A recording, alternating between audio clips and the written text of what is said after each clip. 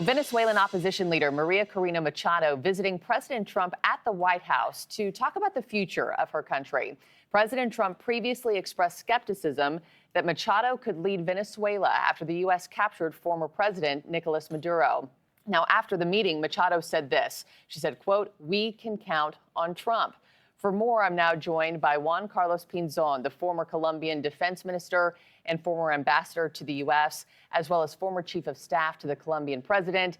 He is also currently the leading candidate for president of Colombia.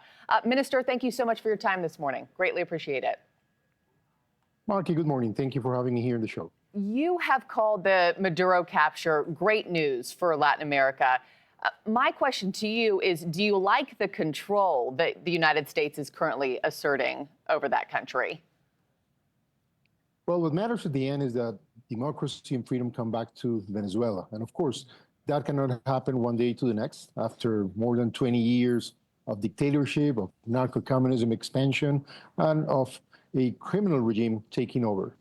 And as you know, even my own country, Colombia, has been very much affected by the Venezuelan regime by harboring in Venezuelan territory Colombian terrorists from ELN, FARC, and even drug trafficking bands in multiple ways. So we understand that this needs a transition. And I think we're in that period already, in which there's a government that is in the process of weakening, accepting conditions, and hopefully moving towards some kind of triumvirate or commission or unity that can govern in a transition Venezuela, hoping that sometime from now we see real democracy happening and people like María Corina Machado taking control of their own country and moving them forward to the future. And let me ask you more about, you talking about how this has directly impacted Colombia. Colombia receives more Venezuelans from this crisis than any other country. What have you seen in Colombia the past 2 weeks since Nicolás Maduro was extracted? And what do you predict you will continue to see if there is true regime change on the horizon? Well, as of now, there's no major change, I have to say. People was expecting that eventually, if there were more operations happening, more Venezuelans will come, but that hasn't happened. Actually, there's some level of stability right now. And I think that what matters and worries me is that some of the ELN, FARC structures and other criminals that are living very comfortable in Venezuela might feel now threatened if there's a new regime or there are operations in that territory, and they might come back to Colombia. So I have requested the Colombian armed forces to be ready, to prepare to protect Colombians, because those criminal structures can come and might happen. And I think that's something we got to watch. Yeah, you're bracing for impact. Let me play some sound for you from yesterday. Sir, Machado says she presented Trump her Nobel Peace Prize. I know you followed this story closely. Just take a quick listen to what she had to say.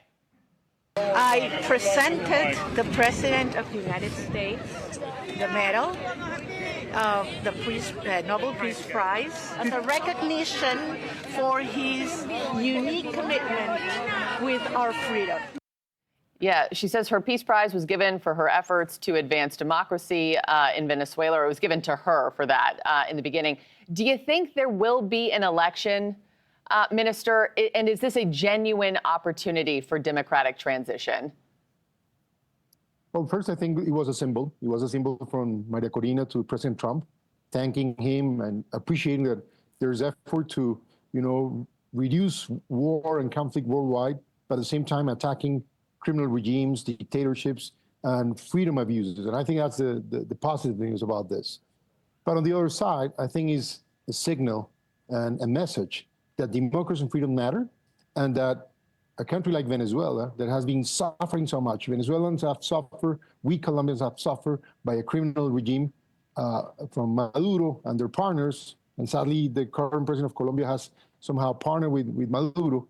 I think that it's important to see that we need to preserve the democracy and move forward. And I expect that Venezuela, sometime from now, will see that kind of leadership in place.